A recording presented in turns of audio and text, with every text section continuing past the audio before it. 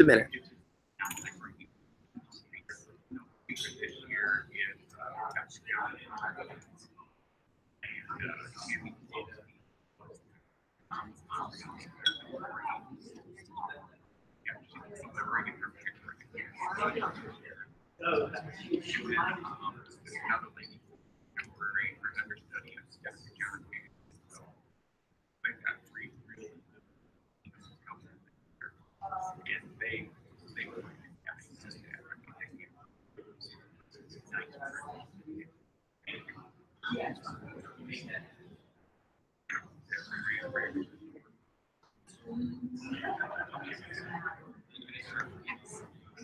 I'll send it to you again. Yeah. I thought I sent the whole thing, but I could be wrong.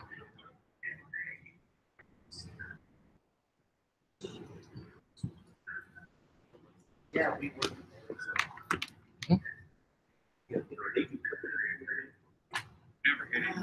We have a student information system as well in California. Okay, no problem. Well, we're going to get started then. Is the lavalier mic here? No, let's grab that for you before I start. How many do they have? Two. So we'll be able to talk about it. Yeah, we're good.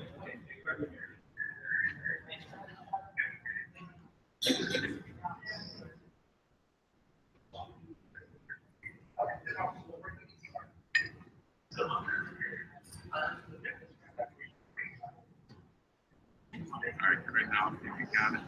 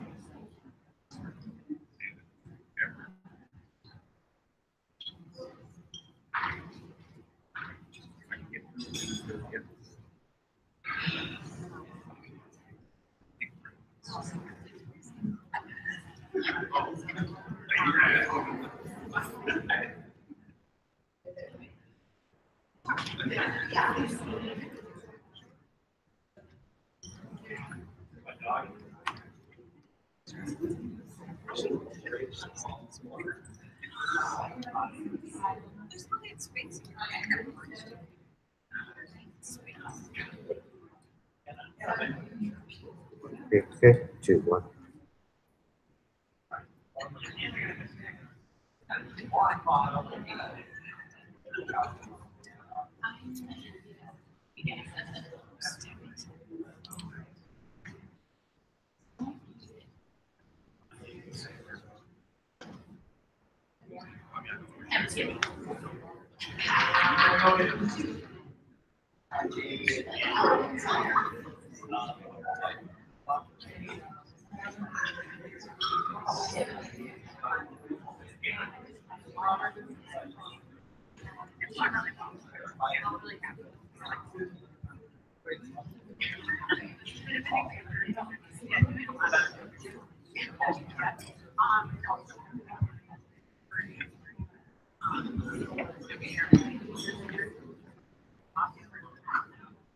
Good morning.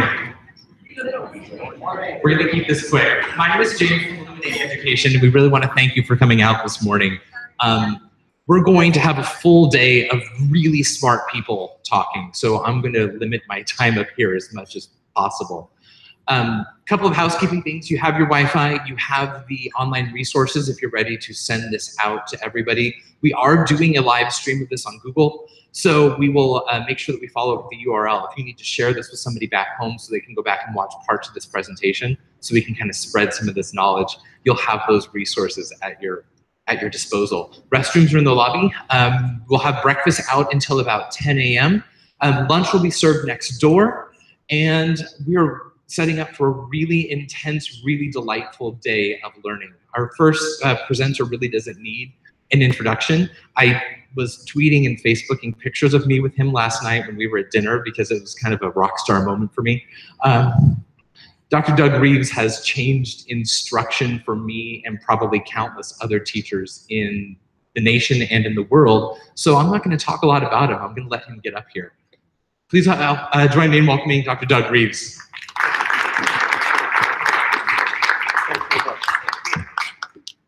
Well, let's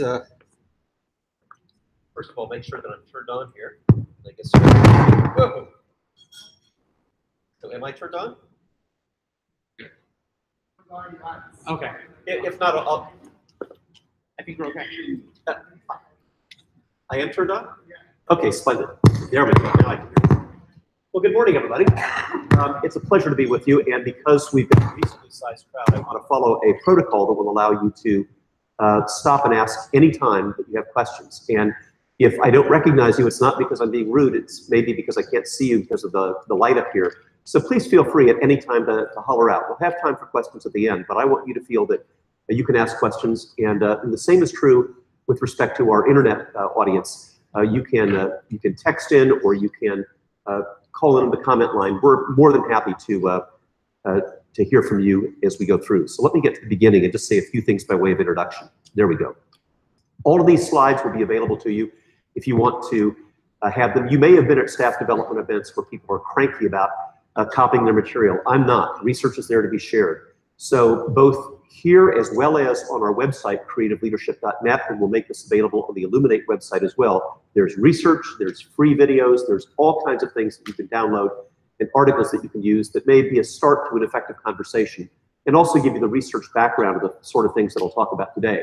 You're also welcome to tweet at Douglas Reeves, and I also put my text number up there, 781-710-9633. So however you want to communicate, including just hollering out, I'm more than happy to listen to you. And by 9:45, if it's a contest between Mao's Long March through my agenda or addressing your agenda, I promise you your agenda comes first. So let's get to work.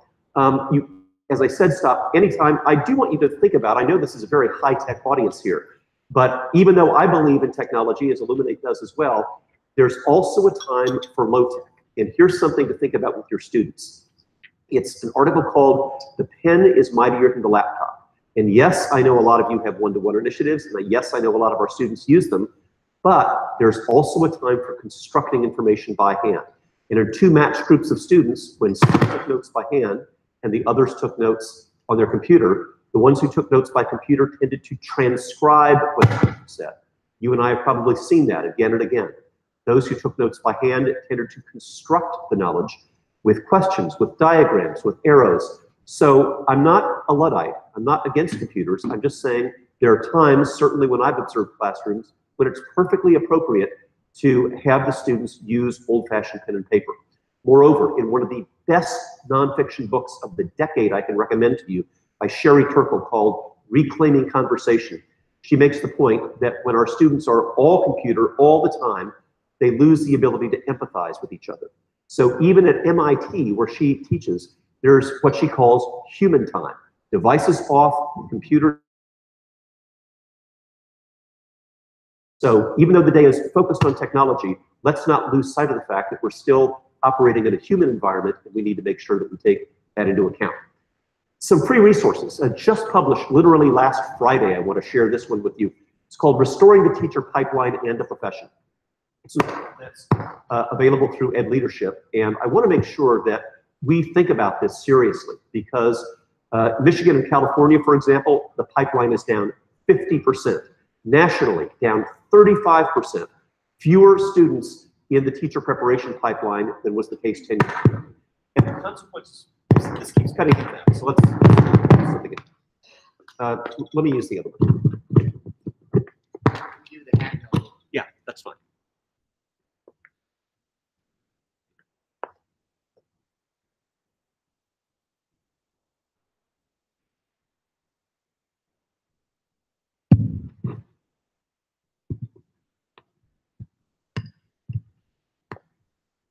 Thank you very much.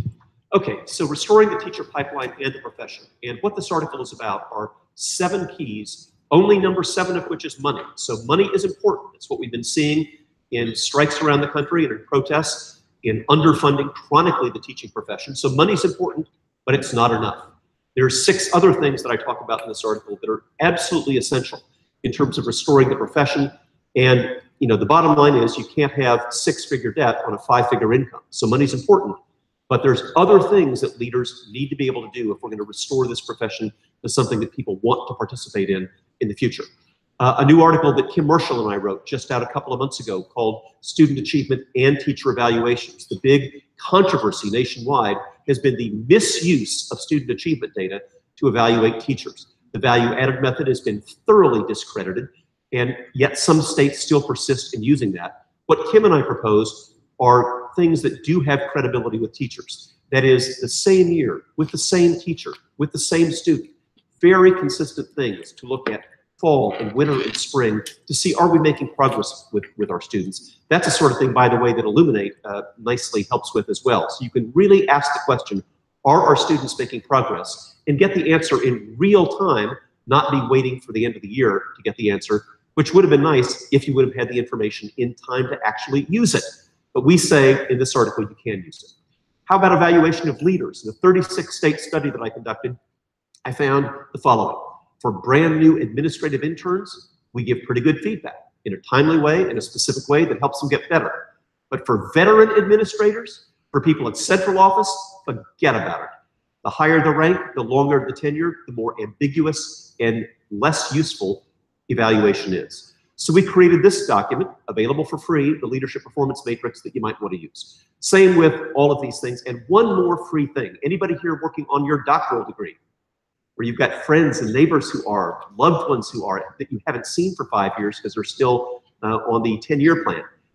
Well, here's the data that started this volunteer effort. 69% of doctoral candidates never finish. You probably know some people. 69%.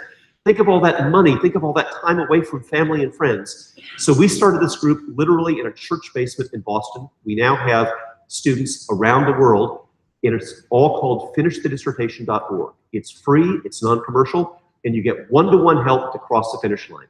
In just a couple of weeks, I'll be addressing a group of students who are finishing their doctoral dissertations in Singapore, and they were kind enough to let me give the commencement address there. It is just amazing how this has taken off, because it's such a need that, candidly, a lot of universities are not meeting.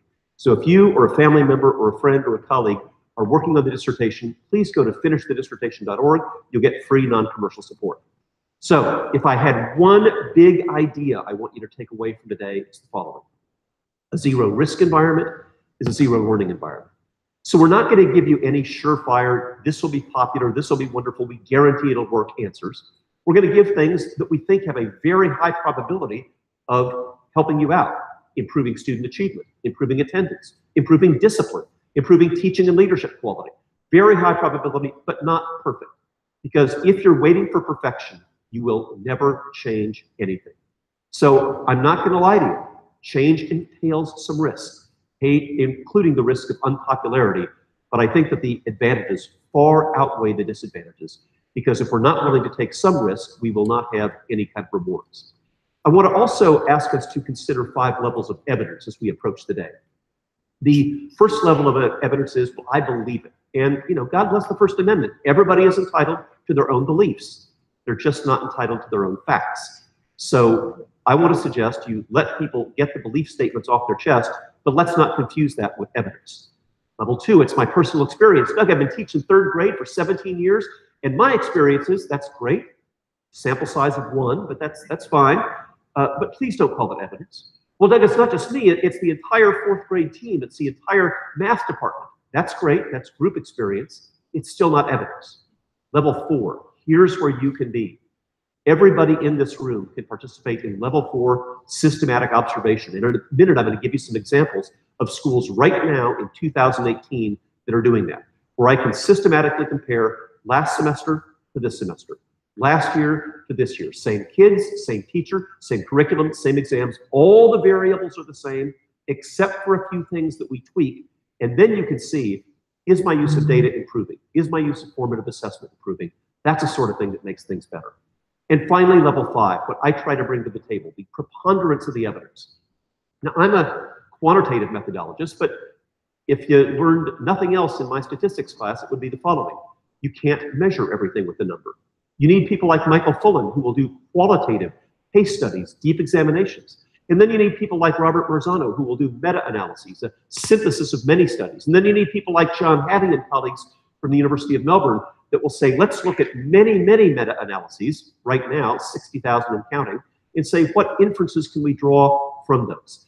And when you have all types of analysis, qualitative, quantitative, meta-analysis, synthesis of meta-analysis, all coming to similar conclusions, then, friends, take it to the bank. And you'll see things today that meet that threshold of the preponderance of the evidence. One of the things that I want us to also reconsider as we evaluate what you hear today is, I think, a better model of educational change.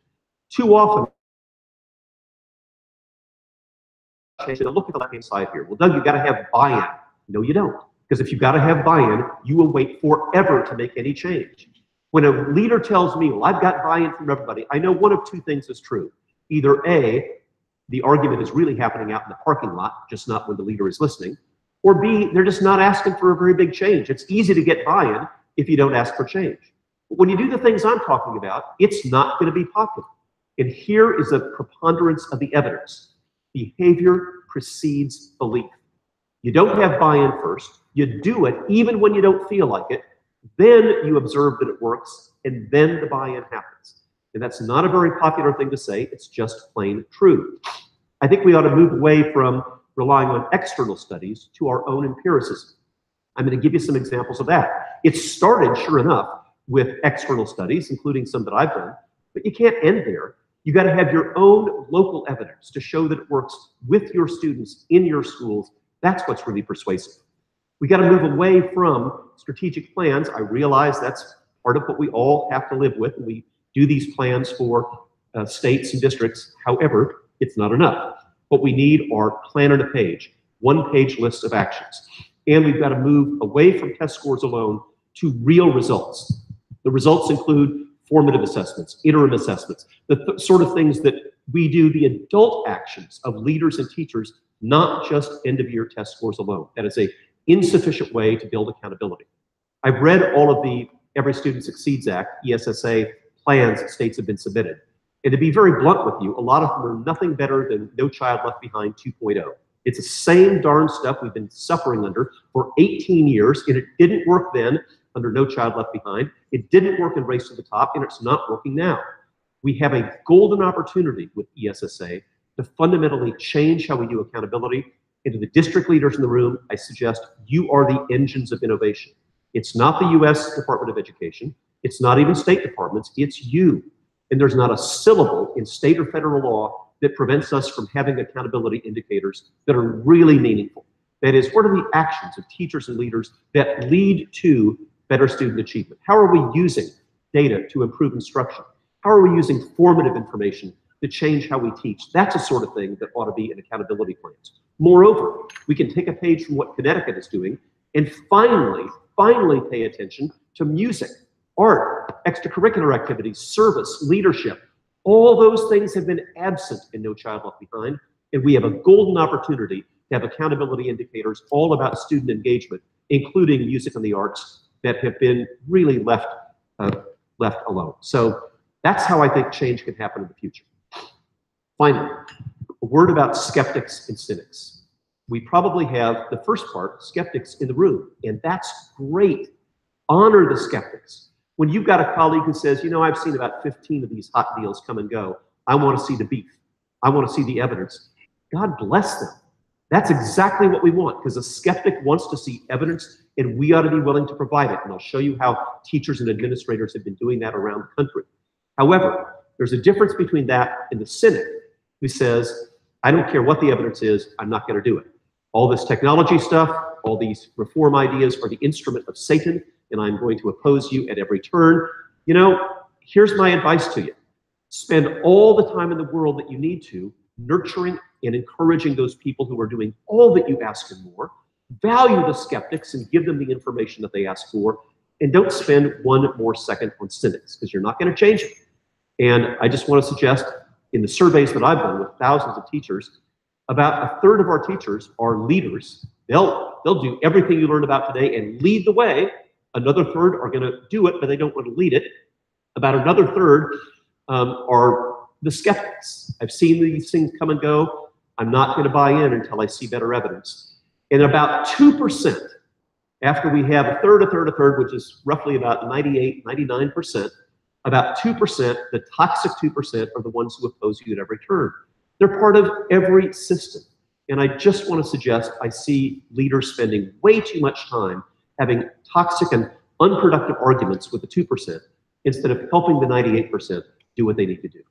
So here are some things that I've noticed this year, literally in the last 3 months in schools around the country. And I want to tell you what the advantages are first of what these people are doing. They didn't have any extra money. They didn't, all of a sudden tear up union contracts. They didn't ship out old administrators and teachers and ship in new ones. Same people, same contracts, same money, but they did some things that achieved the following. They had immediate, same-day intervention. Some people call it success periods. Some people called it catch-up Fridays. There are many variations in the theme, but none of them waited for the end of the semester or the end of the year to deal with inadequate student work. Immediate, same-day, same-week intervention. They also decided, why should we do homework? Well, we do homework because kids need practice. But then they asked, what's the characteristics of effective practice? And Anders Ericsson, who is a great scholar, the author of PEAK, P-E-A-K, the Science of Expert Performance, addressed the following issues of practice. Great practice requires feedback. Great practice requires differentiation, different things for different people. Great practice requires being slightly outside of your comfort zone, not just repeating things that you already know, that's boring and unproductive, and not being so far out of the comfort zone that you're lost and bewildered and don't know what to do. That's demoralizing. So immediate feedback, differentiated, slightly outside of the comfort zone. Have you ever seen a homework assignment that meets those 3 criteria? Not unless the teacher's going home with a kid. And so what these teachers have done is to, yes, we need practice, but to get the practice done right. Get gold standard practice with coaching, with feedback, with intervention. If you want to ask, well, gee, that's great, but that couldn't happen in a very highly stressful and highly rigorous environment, ask Eric Mazur, M-A-Z-U-R, physics teacher at Harvard, who used to send home these problem sets that kids would diligently do, or maybe their roommates did them, until the day came when Professor Mazur found out that his students really didn't know physics. They could answer his problem sets, but he'd asked them something that was slightly outside of the comfort zone, and they couldn't cross-apply it. So now he uses old-timey whiteboards where everybody has to do the problem sets in the class. They all show them simultaneously. He identifies what the differences are, and they argue it out right then. That's real practice. That's outside the comfort zone. That's identifying something that's wrong, a misunderstanding, and fixing it right then. So whether you're teaching 3rd grade or physics at Harvard, getting practice right really matters, and it doesn't happen by traditional homework. I continue to hear people tell me, well, Doug, the research says 10 minutes in 1st grade, 20 minutes in 2nd grade, 30 minutes in 3rd grade. We've probably all heard that. Did you know that A, that research is 35 years old, and B, it is thoroughly discredited? The latest synthesis of the evidence by a woman named Neeson, published in Ed Leadership, and I'll give you the article for anybody who wants it, who's having these arguments, says grades K through 6, homework has zip, not an impact on student achievement. Grades 7 through 12, minimal impact. The best impact is when we have the opportunity to do it with those 3 conditions: feedback, differentiation, outside of the comfort zone, and that means doing it in class.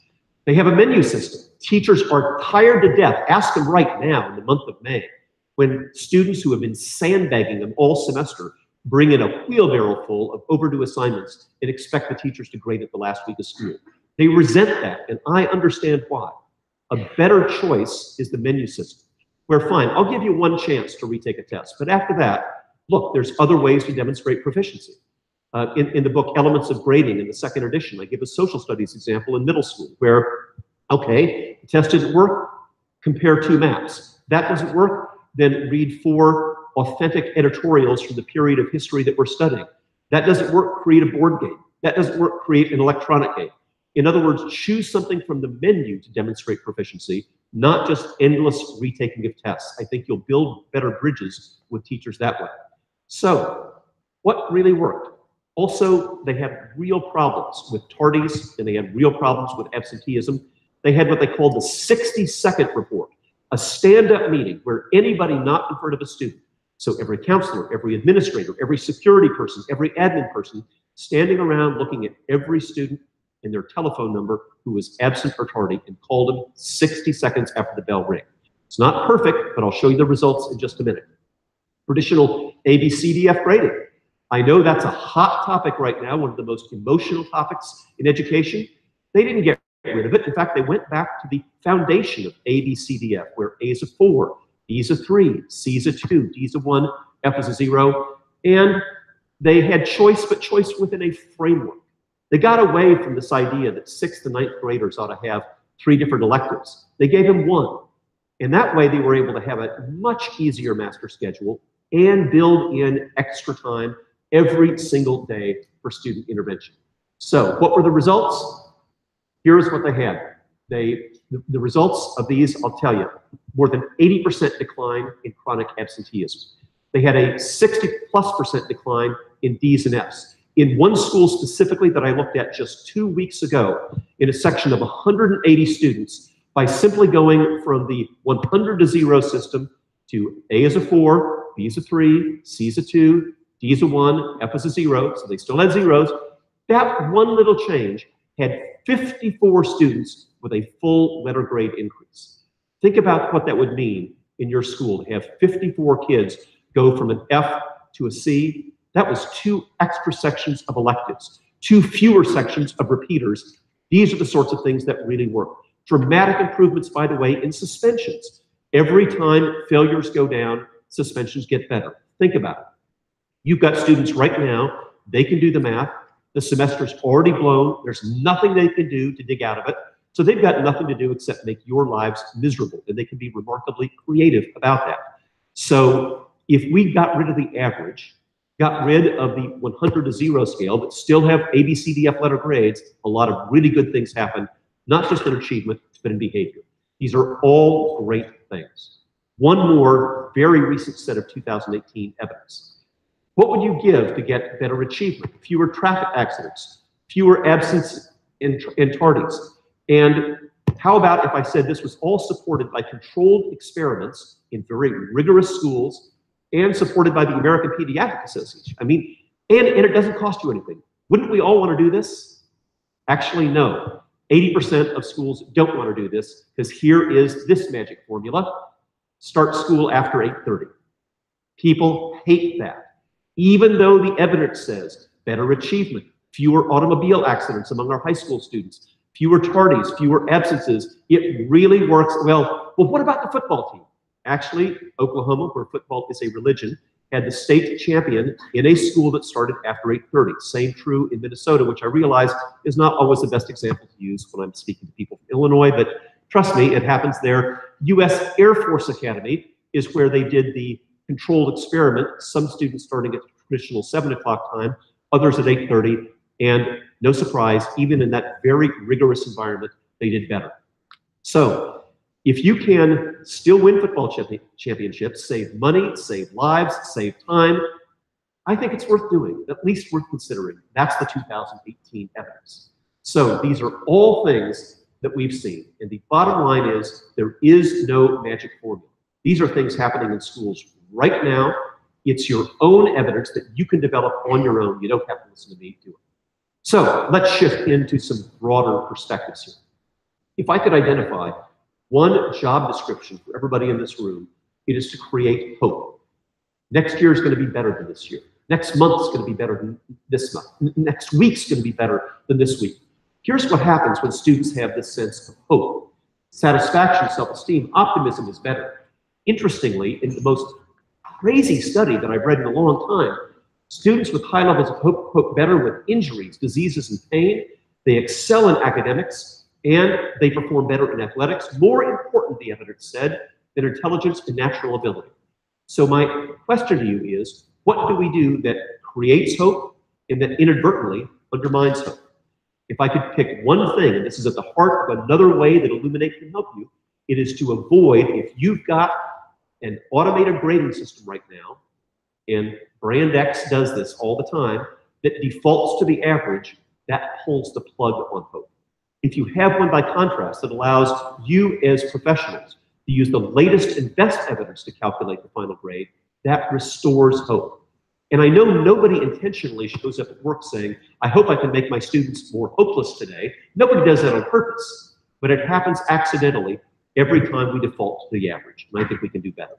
So let's talk about a sense of purpose. Here's an interesting study that I did publish in the book, From Leading to Succeeding, that I think you may find interesting, and I'm going to give you a chance in a minute to pitch in on this. Mission statements that are clear, memorable, and concise. In the top nonprofits, about 15.3 words. In the top 20, only 9.5 words. I challenge you, look at your mission statement and tell me if it meets the threshold of 9 words. The best were only 2 words, the longest went on for paragraphs, the sort of thing, and if I ever visit your schools, let me just give you fair warning, here's what it looks like. I'll ask the principal, may I please see your mission statement? And sometimes they can tell me, but oftentimes I'll say, well, wait a minute, Doug, it's around here somewhere. It's on a poster. Just hang on. I know it's around here somewhere. And nobody can find the darn thing. It doesn't mean anything except to the people who wrote it years ago in the process of building a strategic plan. Here are some examples. I don't need to read them to you, but I think they speak for themselves. They're short, they're compelling, they're memorable. And I want to linger on this last one that I found in a school just a few blocks from where I live in Boston. It says, learn with passion, act with courage, change the world. And what made it so compelling is not what the adults said, but what the students said. A first grader can tell me, what does it mean to learn with passion? I can go to the library anytime I want, even when it's not library time. A second grader can say, what does it mean to act with courage? Well, I had a friend, one student explained, and she's got dyslexia. She's not stupid, she just doesn't read as fast as the other kids do. And when her teacher gave her a book that was way too easy, I told the teacher to give her one that was harder because she can do it. Think about what it means to a 7 or 8-year-old to stand up to an adult. Friends, that is acting with courage. And how do they change the world? They clean the nasty old Charles River. They pick up, they serve the homeless. They make their part of the world better in ways that a lot of kids simply walk by. And that's an example. I'm not saying that ought to be your mission statement, but it's so clear, so compelling, so short, and most importantly, the kids themselves can tell me what it means. So, time for me to stop and for you, either on the internet, at home, or here in the room, to complete the following 2 sentences. Because I passionately believe, ... therefore I'm committed to. In this exercise, whether or not you've got a mission statement you like right now, is a way that will tell you what the mission really is, because it's based not upon abstract words, but based upon your own passionate beliefs. Please take a couple of minutes and then be ready to share the ways that you might answer these questions with me. I'll see you back here in 2 minutes. Okay.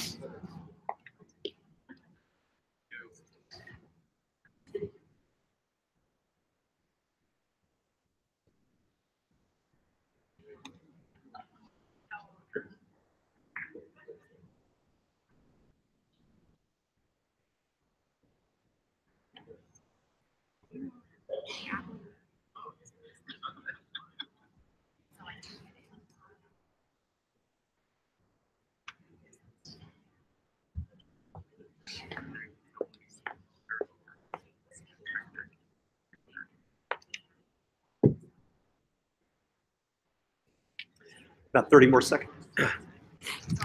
About 30 more seconds, please.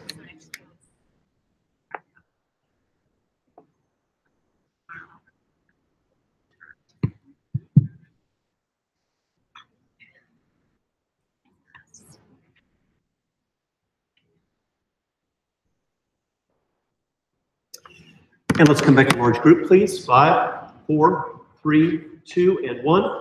Who's willing to take a shot at completing these 2 sentences? And I have a microphone, so I can come to you. exactly. For the sake of our people listening on the internet, we'd like you to use the mic.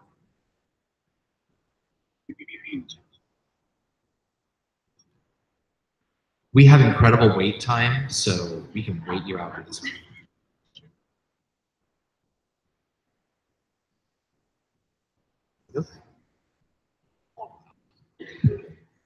Okay, so mine is because I passionately believe that all children can and should have the opportunity to learn. I am committed to collaborating and sharing resources with all to be the best for those kids. Thanks very much. And I think your belief statement makes that collaboration so much more powerful. Thank you. Who else is willing to share an idea? Because I passionately believe all children can learn, therefore I'm committed to help them learn how they learn best. Thanks very much. How they learn best. It's not just a question of delivery, it's learning. Let's do one more, please. Okay, because I passionately believe all children can learn, therefore I am committed to encouraging evidence-based practices. Thank you very much. Notice how in all 3 of these examples, you didn't hear anything wild and new. Of course we want to collaborate. Of course we want evidence-based practices. Of course we want to help children learn how they learn best. But oftentimes that winds up just being on a litany of things that we're supposed to do rather than stemming from our passionate belief statements. And if you'll take some time at the beginning of meetings, certainly at the beginning of next year, to let your colleagues articulate their passionate beliefs, then you've got a springboard that really gives a sense of purpose that we otherwise simply would not have. Is there anybody else that wanted to offer one? Yep.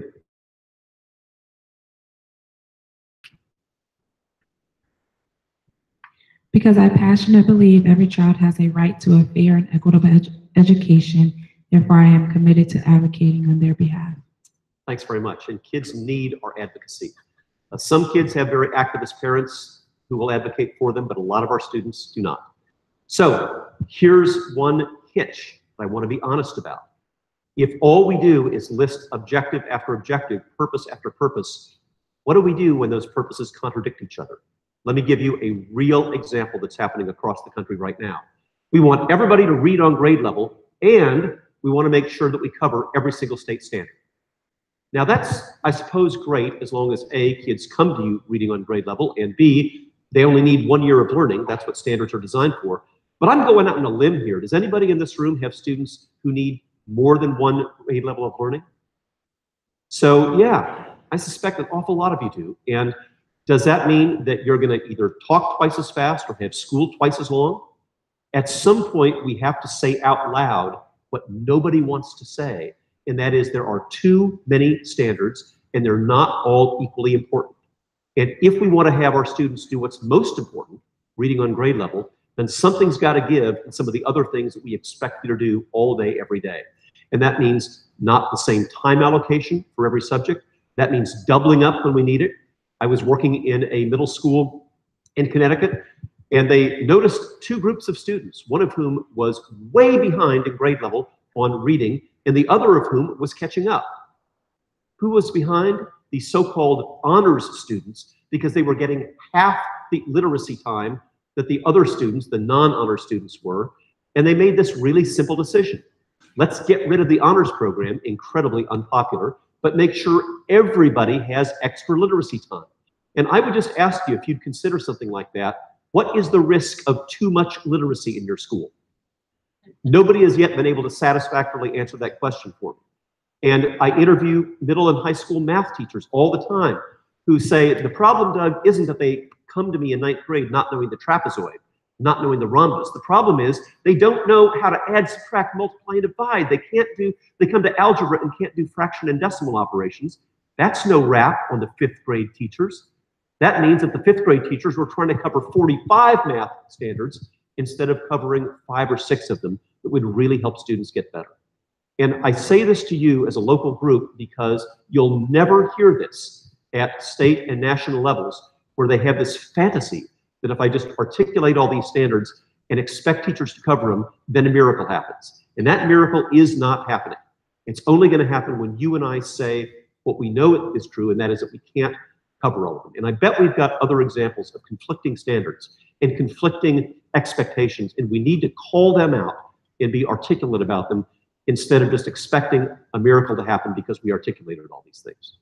Now here's a fellow that not enough good things are said about, Harry Truman, kind of lost to history under the shadows of FDR and the people who succeeded him. But Harry Truman is remembered for a number of things, including integrating the armed forces, something he doesn't get nearly enough credit for. But there's something else in the Broadway show, Give 'Em Hell, Harry, that he is remembered for. And that is in a scene, the one-man show that Hal Holbrook did. He's in the Oval Office. He's writing a letter to his daughter, Margaret. And at the conclusion of the letter, pulls out of his wallet a 3-cent stamp and puts it on there. That is the showstopper. Now, the leader of the free world is entitled to the franking privilege, postage for free. But because it was a personal letter, he put his own 3-cent stamp on it, and the audience erupts because that mark of integrity is something that people don't see often enough. And that's why I want to talk about this level of integrity and trust that is so important to you as leaders. The evidence is overwhelming. Kouzes and Posner have surveyed more than 1 million leaders on this, and here's what they found. Leaders who have trust simply do what they say they're going to do. They acknowledge their mistakes quickly, and they confront conflicts between what their values are and the environment. Because people won't trust you if you say, I believe in integrity, and then you tolerate dishonesty. I believe in treating people civilly and humanely, and then you tolerate bullying. They notice when there's a contradiction between words and action. So how do you turn these ideals into action in your school?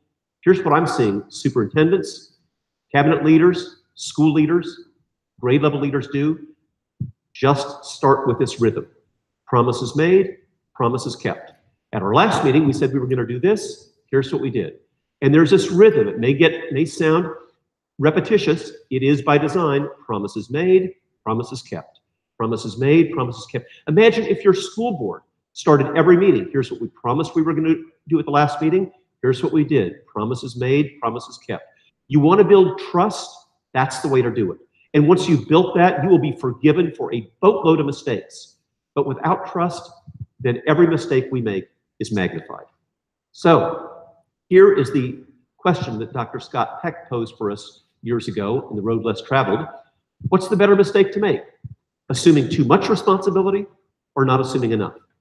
Now, my experience is that educators typically are in the first category. They assume too much. And after all, particularly administrators in this room, you know, it is your fault when it snows in Chicago. And the other thing that is your fault is if it doesn't snow and you canceled school anyway, that's your fault too. So the weather is your fault. All kinds of things that happen at home are your fault. They assume too much responsibility. And Dr. Peck would say these people are neurotics because they blame themselves for everything. And I suppose we are, because the second mistake is not assuming enough responsibility. That's what you hear in faculties where it's all the parents, it's all the kids, all the things we can't control. Now, there is no third choice called perfection. We assume too much responsibility or not enough. But in the first category is this variable called efficacy, and you've probably read a lot about that. I'm going to share my research in more than 2,000 schools, how efficacy, the bone-deep belief that we matter, is one of the most important variables in student achievement. Just in the last few months, you've read new research by Robert Marzano on collective efficacy being one of the top variables he studied, John Hattie's newest list of 240 factors, a complete update of visible learning from several years ago.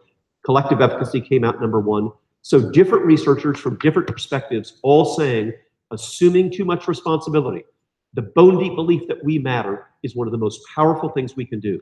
Now, to be clear, you don't hear me saying poverty is irrelevant. There's a lot of stuff that happens at home. Sleep deprivation, poverty, and all manner of things that happen that are really important.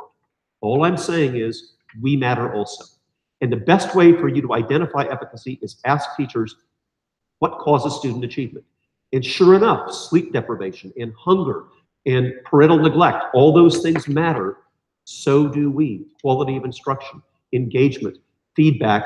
And all I'm saying is the things that you and I do that influence student achievement is what will give us ultimately efficacy. Now let's think about this variable called focus. It's one of the most difficult ones to do.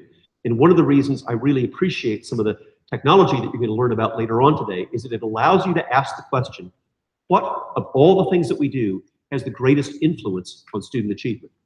So there's a cost of fragmentation. When we have what I've called the law of initiative fatigue, way too many initiatives going on at the same time, all competing for the attention of teachers and students and administrators, we lose empathy, we decrease our efficacy and impact, we suffer frayed relationships because we're focusing too much on the initiative of the day rather than each other, and many, many other costs of fragmentations too. However, there's a price of focus. Let me illustrate with a 2018 example. A school that I know did this R&D process where they generated 150 great ideas. And the superintendent said, great, we'll do 6. Because the evidence says once you start focusing on 6 or more ideas, you suffer from fragmentation, you suffer from initiative fatigue. Well, you can imagine that the advocates of those other 144 initiatives weren't very happy. They feel that they lost a connection. They feel that they lost some personal significance. They fear being left out, because that's what happens when I see some other school engaged in something that, well, I'd like that too. But it becomes this never-ending pile, one thing on top of another that ultimately demoralizes teachers. So I'm not saying that focus is easy, I'm just saying that it's necessary. So let's evaluate where we focus. So for extra points for these science educators in this room, who recognizes this fellow who said, give me a lever long enough and a fulcrum on which to place it and I can move the earth? Who said that? He's the same guy who got out of the bathtub, saw the water level go down. Archimedes. Yes, it's Archimedes. So he was right on a couple of counts, except for this one thing. He was right about, actually, you can Google this, some enterprising high school science teachers calculated how long would the lever actually have to be to move the world. It's billions and billions of kilometers, but you can do it. And when he got out of the bathtub and saw the water level declining and ultimately discovered the theory of displacement and measurement of irregular objects and mass, what did he say when he got out of the bathtub and noticed the water declining? Eureka! I found it. And as legend has it, ran through the streets of Athens naked, proclaiming Eureka. Except for one thing. I wasn't there, although my students think that I was, but I'm pretty sure that was not Archimedes' first bath. So the idea that discovery and creativity happens in a eureka moment is contrary to the evidence. It's many, many observations. Just like the things when you go to the Chicago Art Institute, you see on the wall was nobody's first draft. We never see the torn up canvases. We never see the broken ceramics. We only see the final products. And as I said earlier, part of what we've got to be willing to do is try things again and again and again. That's the real lesson from Archimedes. So what really does have leverage? What's the educational lever that we can move the educational world with?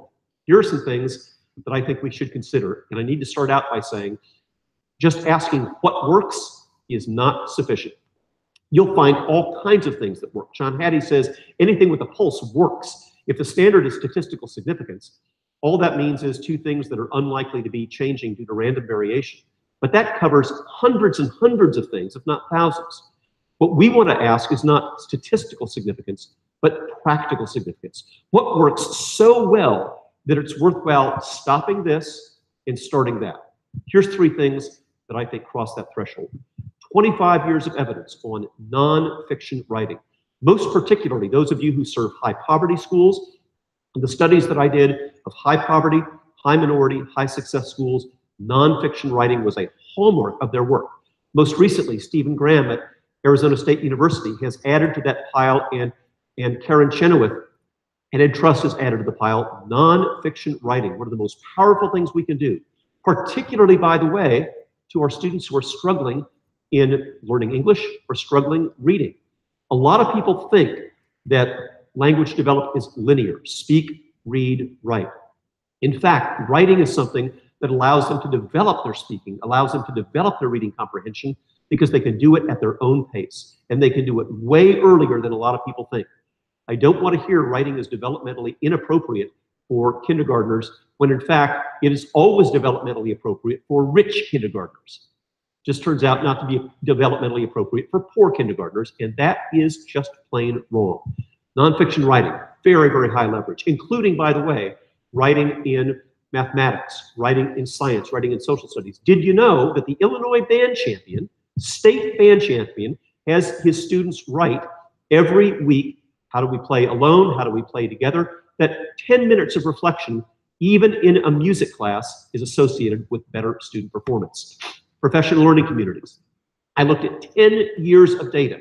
Now, the last article that Rick wrote before he died, he co-wrote with me, and it was called The Futility of PLC Light. So I want to be really direct about this. I don't mean the label PLC, because everybody does PLC or claims to. But what they've really done is to change the name of the faculty meeting to professional learning community and do the same darn thing. The real professional learning communities are addressing the 4 questions. What do we want students to learn? How do we know if they've learned it? What do we do if they don't? What do we do if they do? The shorthand for those 4 things is learning, assessment, intervention, extension. Learning, assessment, intervention, extension. And for those administrators and teacher leaders in the room, if you would simply have a 4-line email, not somebody taking minutes, but a 4-line email after every PLC meeting, you'll know, did we get to learning, assessment, intervention, enrichment? And what I learned in the course of 10 years of data exploration with professional learning communities is the following. Those who did PLCs with depth and duration had dramatically better results in science, in reading, and mathematics. You could draw a straight line from 0 to 3 years, to 5 years, to 7 years, to 10 years. Duration and depth, that's what really made PLCs work. Not simply going to an event, not simply hearing a speaker, but actually implementing it on those 4 huge items. And finally, effective feedback. We'll talk about that more later on. Feedback that is the way that you would want to have it. I mean, all of us, here we are at the end of the year, getting ready for the annual performance review. Isn't that fun? Now, for anybody in here, and I'm not going to ask for a show of hands on this question, who thinks annual performance review are great ideas, I want you to follow the interaction I'm about to have. Anybody having an anniversary this month? May is a popular anniversary month. Do you mind if I ask how many years? God bless you, 9 years. So I've got a plan for your anniversary dinner. I want you to have the flowers all arranged and the lovely meal displayed. And about halfway through, I want you to pull out a piece of paper and say, honey, it's time for your annual performance review. And honey, here's some areas where you've exceeded my expectations, and here's some developmental opportunities I've got for you. Let us know how that goes. Now, in that context, we know it sounds silly, but it's no better in the professional context. And it's certainly no better for students. Finding out in May about the mistakes that they made in September or in January, great feedback happens all the time. And I want to suggest that we want to make sure that we give feedback that meets the criteria that we'll talk about shortly, that's fair and accurate, specific and timely. And I'll talk about how we can do that, and we can do it better with the technology you're going to learn about today, and how sometimes we don't. So leverage requires choices. There's a bunch of unused initiatives you've got right now. Every time I go into a district, and I'll simply take inventory of all the initiatives that we've got, and then we identify what's implemented, what's not, and you'd think I could go into a superintendent's office and say, how about if I save you thousands of dollars and lots of time by getting rid of initiatives we're not using? Do they stand and applaud? No, they do not. Because I have learned that every turkey has got a champion. So even the unused, unhelpful initiatives, somebody will want to cling to because they started it years ago. We've got to get rid of them. Lots of worksheets, lots of information sharing. I know leaders who have simply stopped doing staff meetings because the staff meetings became a primitive way to exchange information when they could have simply sent things out in emails and use that time instead for learning and for deliberation. All kinds of things that are unessential to essential knowledge.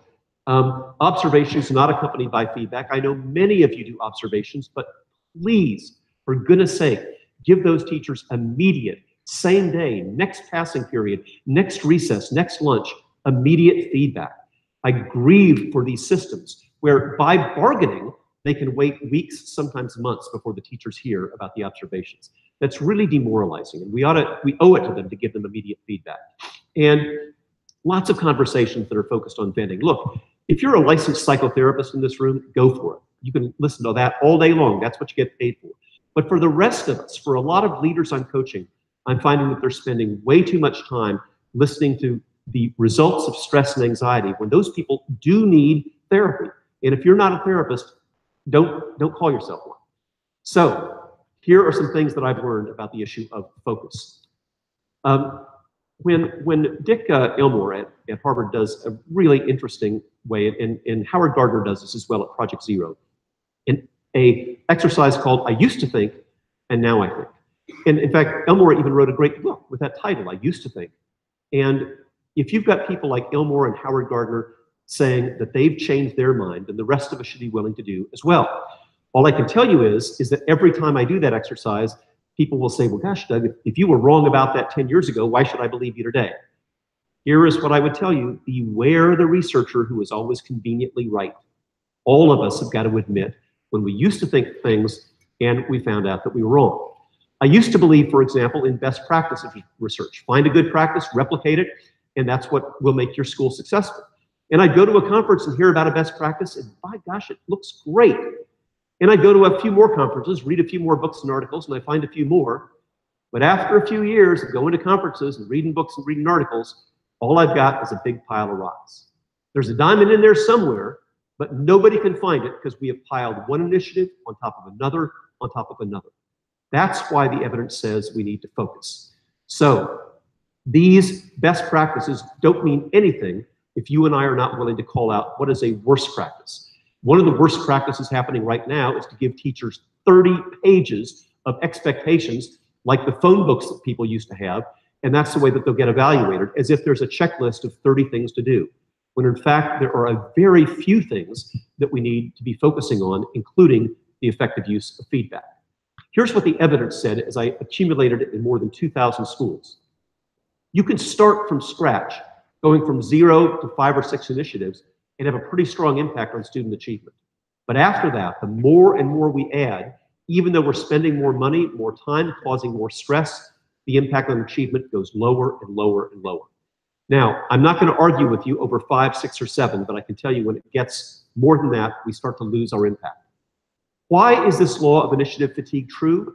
Because for any initiative, whether it's monitoring technology, effective formative assessment, effective questioning of students, any of these things require monitoring to say, am I better at it now than I was last month or the month before that?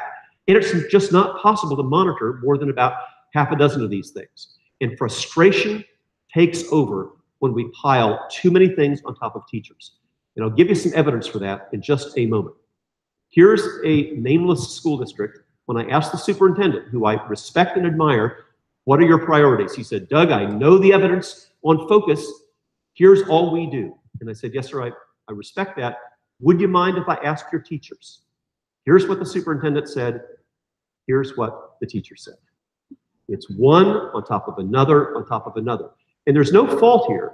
It's that from a classroom teacher's point of view, it's your initiatives and your predecessors' initiatives and your predecessors' predecessors' initiatives. You get the idea. It's an archaeological dig down there. One thing after the other after the other. So it's not enough to say what our new initiatives are. We've got to be very clear about what we're going to stop doing. And by the way, I see that in technology all the time, where we think something is cheap because we're paying a per teacher licensing fee for it or a per student licensing fee. But if only, as I found in one case, literally 1 out of 100 teachers was using it, then it becomes very expensive indeed. So how do we make focus happen? We say we believe in focus. I don't know of anybody who says, I'm up for fragmentation, Doug. We all say we believe in focus, but here is the problem. When I looked at 2,000 school plans, 1,600 in the United States, 400 in Canada, with a wide variety, urban, suburban, rural, high poverty, low poverty schools. I found some that had as many as 70 priorities. I found an individual district that had more than 200 priorities. This is what happens when you let some consultant with the green dot method come, and everything somebody says, especially board members, winds up with green dots behind it and gets adopted as a priority. Turns out that when you got more than about 6, it's inversely related to student achievement. So here's the research that was published by Columbia University that I did, and I'll just kind of summarize it very briefly. It turned out that these were the big things when I looked at all the things that emerged from those 2,000 schools. Efficacy, as I've said before, number 1, the bone deep belief that we matter. And the way that you determine that, by the way, is not to bring in the inspirational speaker to sing the efficacy song and do the efficacy dance. It is to rather have open, honest conversations with your colleagues about what causes student achievement, admitting that there are things outside of our control, but also acknowledge the things that are inside of our control that we can influence. Prioritization. The high-performing schools had 6 or fewer. I looked at their SMART goals. Everybody has probably had to endure some workshop on SMART goals.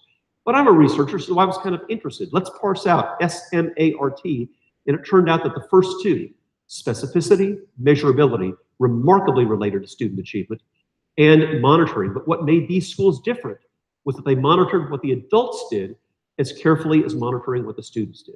So everybody monitors test scores, everybody monitors kids.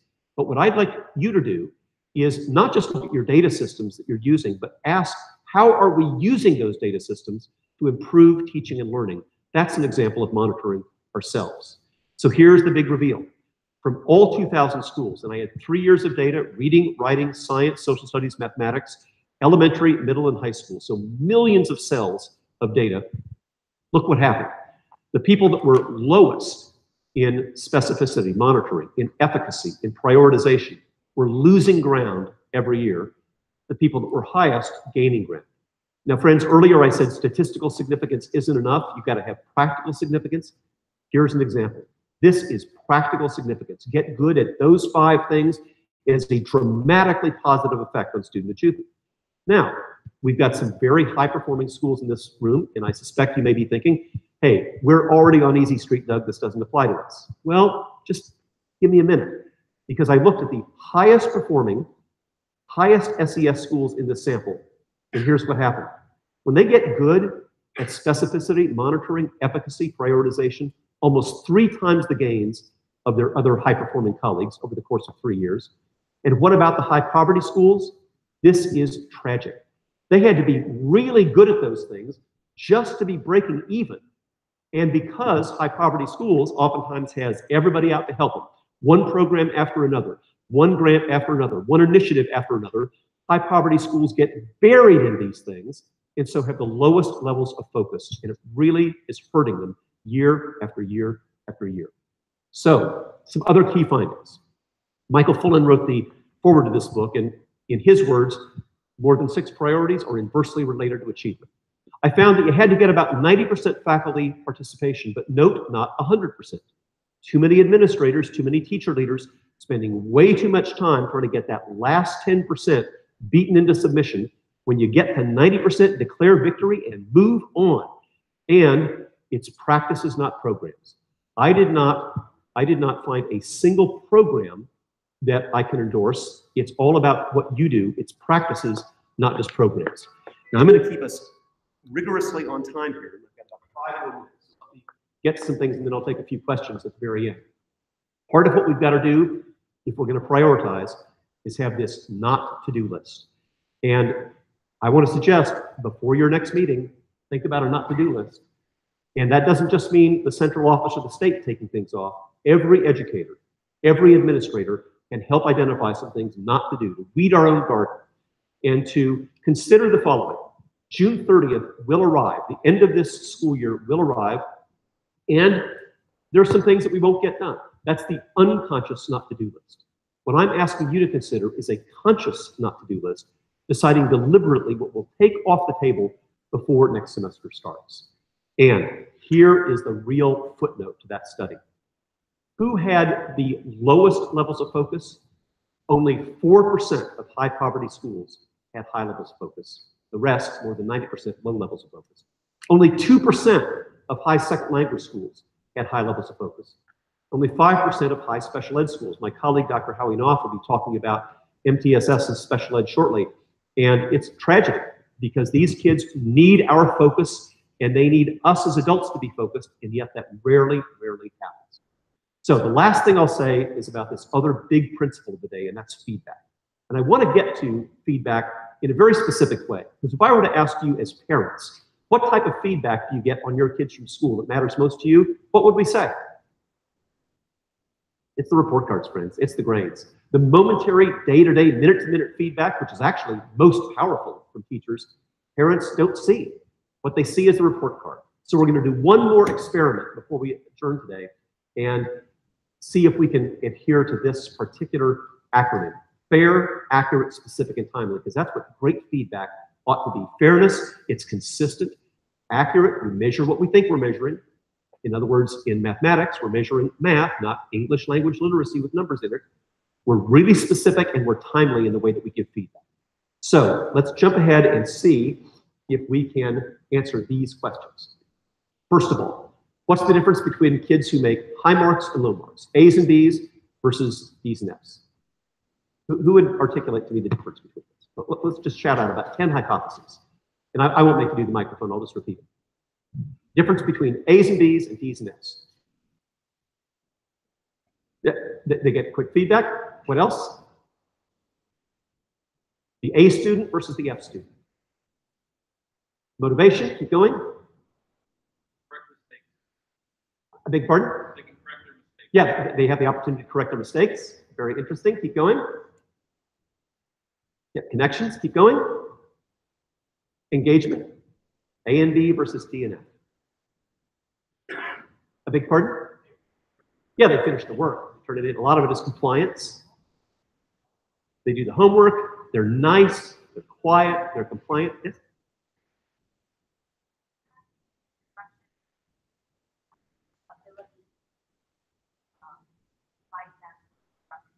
So this is worth repeating. She said, I don't think there's anything different. It's the instruction in providing them with what they need. And that, in fact, turns out to be the case in a remarkable research project that I did with more than 10,000 teachers. I asked them to look at these data, and I'm not going to put you on the spot and make you do it. I'll just tell you what happened. I had them look at these data, or I had some homework, some quizzes, some assignments, midterm, final, and I just asked these 10,000 teachers all around the world to tell me what the final grade was. And man, precisely as you said, we thought that the difference was parental engagement or work completion or compliance and enthusiasm and all that sort of thing. The same kid with the same parents, the same level of engagement, the same everything could have, according to these 10,000 teachers, had an A, a B, a C, a D, or an F. The difference, it turned out, was entirely the idiosyncratic grading systems of individual teachers. And I want you to, once again, put your parent hat back on and imagine that you come home and you've got triplets that you sent to this school, one of whom, so they got the same breakfast, the same parental engagement, the same refrigerator door with all the assignments there, same backpack inspections, but one had an A, one had a C, one had an F. And you'd say, how'd you get that grade? And you know what your kids would say, don't you? How'd you get that grade? They'd say, I don't know. And they'd be telling the truth. So part of what our relationship with Illuminate is all about is to make sure that we can have accuracy and fairness and clarity in how we give feedback to kids, because that is what really makes things work. So here's the fixes, and then I'm going to give you a few minutes for questions. I'm not asking for giant changes. In fact, interestingly, whenever I speak to parent groups, I'm very clear about what doesn't change.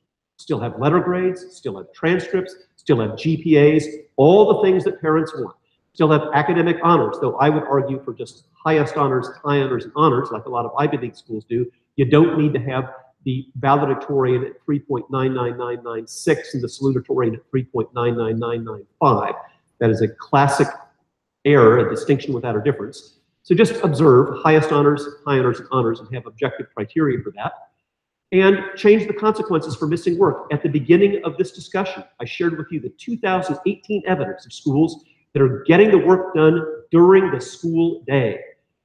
And they know what my principal told me one time, which is the word homework may or may not have anything to do with the word home. They got rid of the average. They let teachers use the latest and best evidence to assess students. They eliminated zeros on a 100-point scale. That is, you can still have zeros, but do it the old-fashioned way. A is a 4, B is a 3, C is a 2, D is a 1, F is a 0. That one change dramatically reduces the number of D's and F's in your class. They changed the consequences for late work to include things like restrictions on time or greater freedom, and they had incentives for early work. Now, these are things that we can do. Practical, nothing to buy, no salesman will call, the sort of thing that you can do right now and make the year better. So I'm going to stop and listen for a few questions, and then we're going to adjourn, and I believe after this we'll have time for a little coffee to finish off breakfast. Is that correct? That is correct. Yeah, Okay. we'll do some questions, then we're going to take a bathroom break. We're going to get some more tables in for our people who joined us, and we're going to make sure everybody has Wi-Fi connection. Okay. But let's start with questions. You have one right over here. Can you speak more to the menu system of more improved grading Sure. practice? So the menu system started because I had so many teachers complain to me that they were required to do endless retakes, and it just became a paperwork drill by students and teachers, and it wasn't really evidence of future learning. So the menu system said, we'll give you a traditional exam at the end of this unit. However, if you fail this, or if you want to have a better grade, I'm not just going to have you retake the exam again and again, maybe one time in these teachers' cases. But they had other ways of demonstrating proficiency that were frankly harder. In the social studies example, they were studying, contrasting periods of history. So one way that you could do it would be to show two different maps from two different times. Consider, for example, the old Yugoslavia and the modern Central Europe, and look at how those maps are dramatically different and explain why the maps are different. Another thing that they did was to have the opportunity to create a board game, in some cases an electronic game, because more and more kids can do that these days. In another case, they got authentic historical documents, in this case newspaper editorials, and explained those. So it was the same content that they should have demonstrated in the exam, but demonstrated in a different way. And I think that put the responsibility where it belongs, on the student's shoulders. Please keep going. Yes, right here. I was curious, with the promises made, promises kept. Now, what if you've made promises that you feel, okay, I'll give you a specific example because I can't beat around the bush. So for this year, we adopted a new curriculum, and we realized that we needed to slow down and really hit division, multiplication, and fractions. So we didn't get to the measurement and data and geometry. Right. But the 4th and 5th grade teachers are like, that's maths. They need that. That's what they're freaking out because that's what's on the test. And one of the compromises, because all year they've had a lot of issues with efficacy and feeling valued and feeling like they weren't being effective with the students. So one of the compromises was, okay, for summer school, we'll try to add in those units, those standards. But our students who are attending summer school are the students who still need division, multiplication, and fractions and such. So where do you compromise with the promises made and promises kept versus I need to cut that out because realistically that's not what they need? Well, first of all, thank you for being so remarkably honest. I wish every teacher could hear what you just said, because that's the sort of empathy that I, as a classroom teacher, need from my leader. Because a lot of teachers think, well, if you just cover it, they'll learn it. When we know as educators that's not true. That simply delivering it doesn't mean the same as learning it. So I really appreciate that sincerely. Secondly, with respect to mathematics in particular and every subject, the answer to this dilemma and the way you find the compromise is what I've called power standards. Power, and that means the subset of standards that meets 3 criteria. What do I need for the next grade? So I'm really glad you're asking the 5th grade teachers, because they may need some geometry. I guarantee you they don't need the trapezoid and the rhombus. All they need is rectangle and triangle, period, end of story. Get those 2 down, we've got it. Then it becomes much more manageable than the entire geometry unit. They need number operations, add, subtract, multiply, and divide, and they need fractions and decimals. The other thing that they need most of all when we think about that state test is, given a story problem, write the equation, and given an equation, make up a story problem. If they can do those things, they're ready for next year.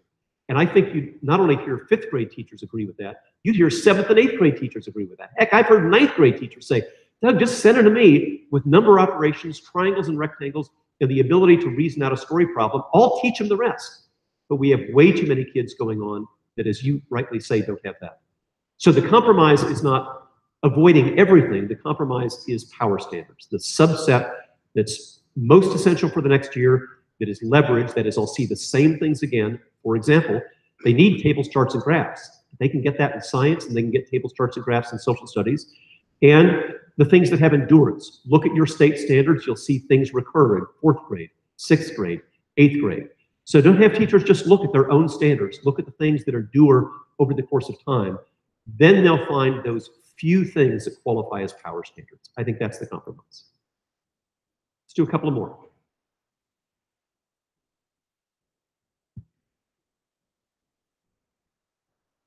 Right, I have put my, you have one more over there?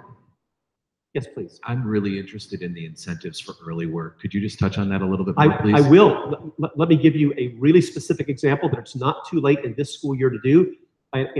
This example, by the way, they started with, this may seem counterintuitive to you, they started with the highest failure rate class. In this school, it was 9th grade science.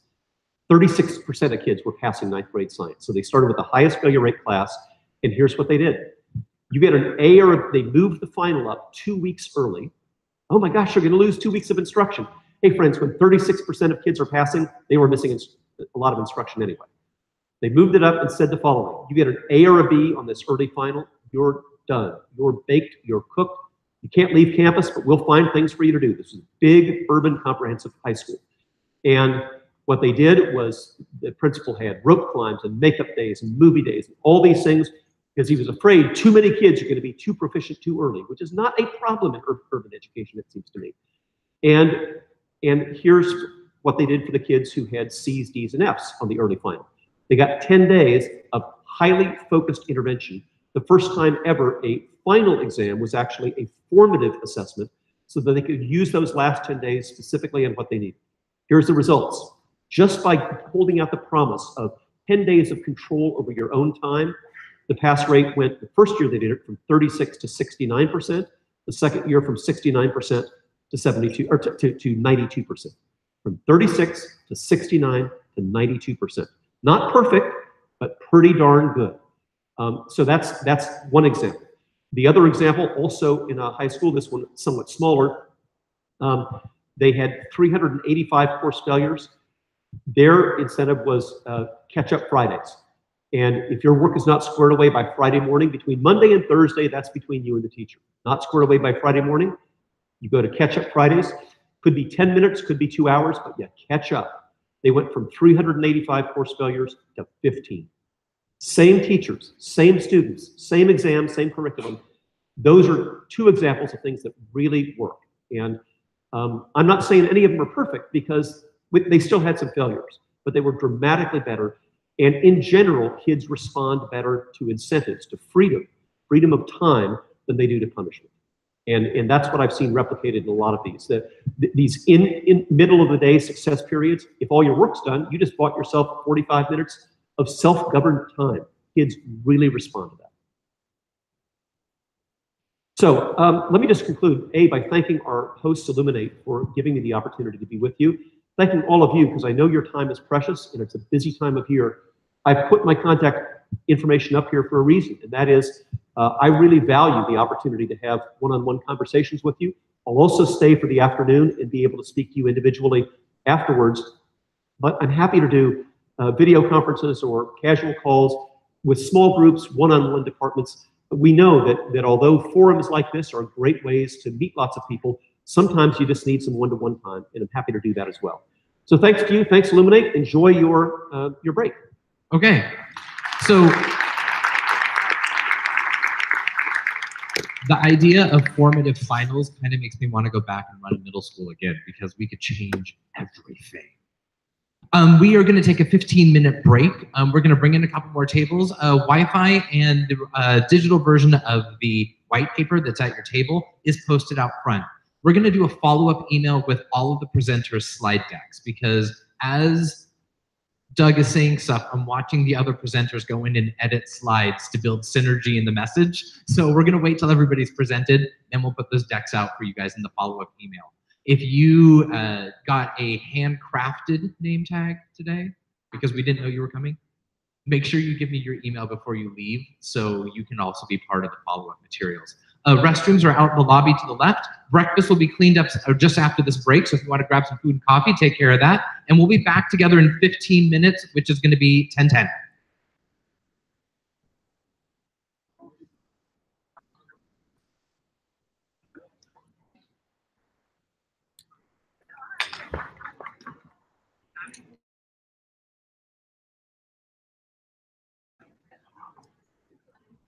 You know what?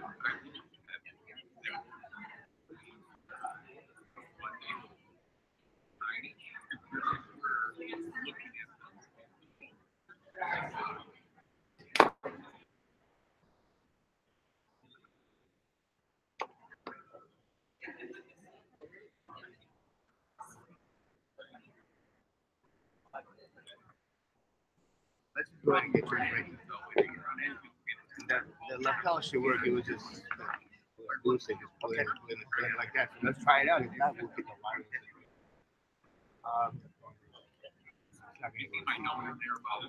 You have no idea, right?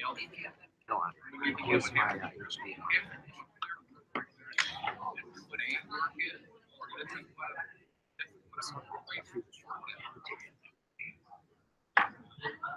So now, as soon as I plug it in, we're gonna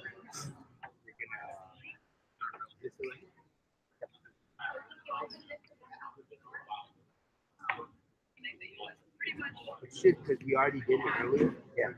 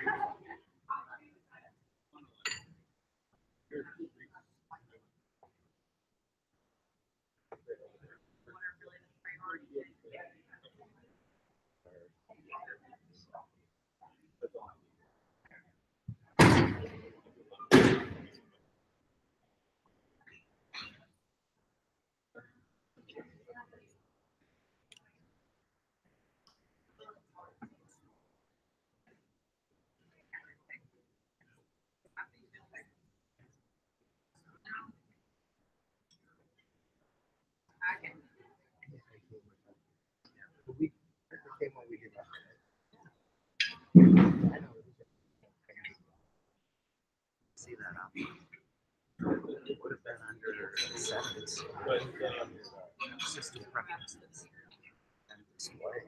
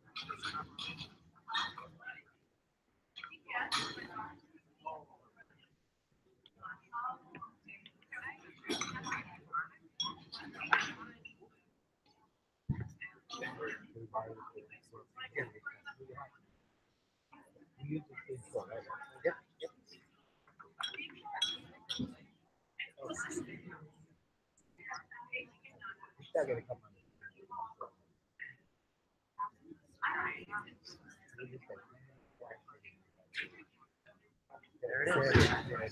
Keep it right there.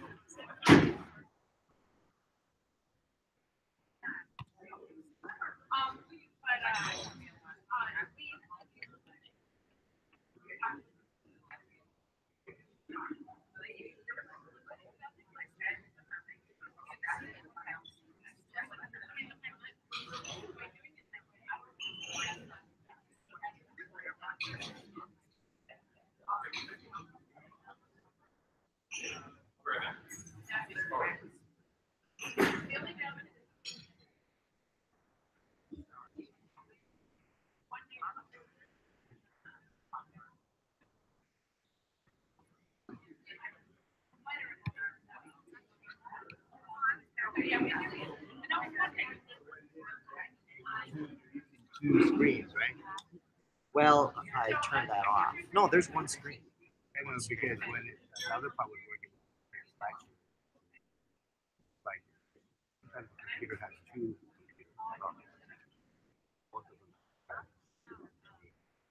So it's working. It was. When you hit slide, I'm going to bring it out.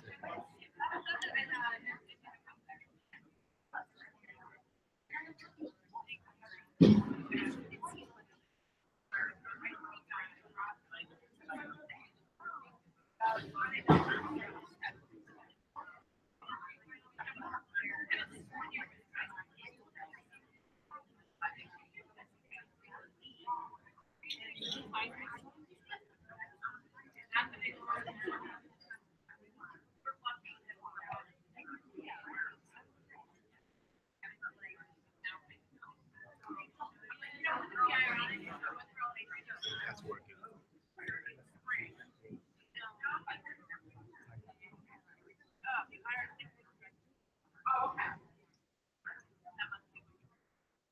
Swapping on yeah.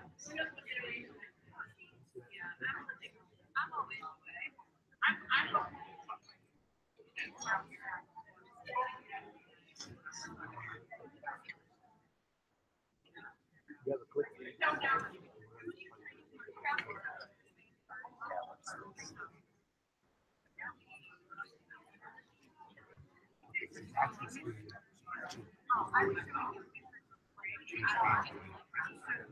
Now that's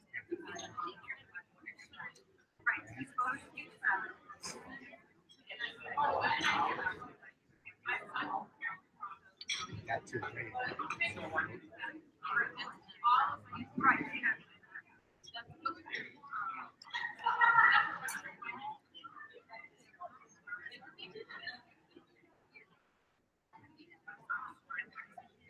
Let's go back.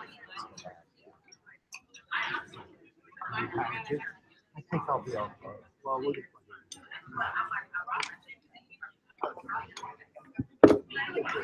that one too.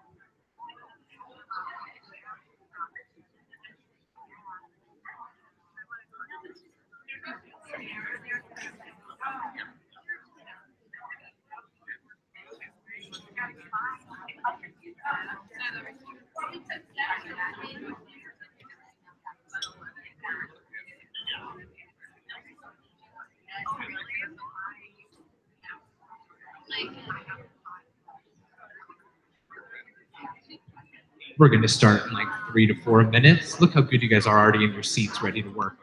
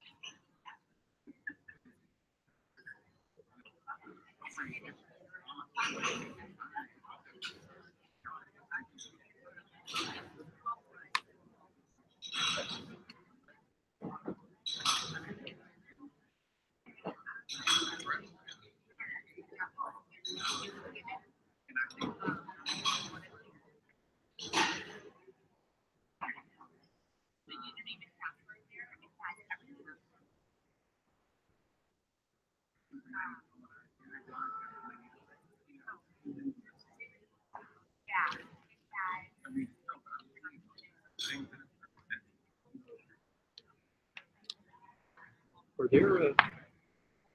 there any, are you up next? No, but we're setting mine up because Chris is going to be in the back.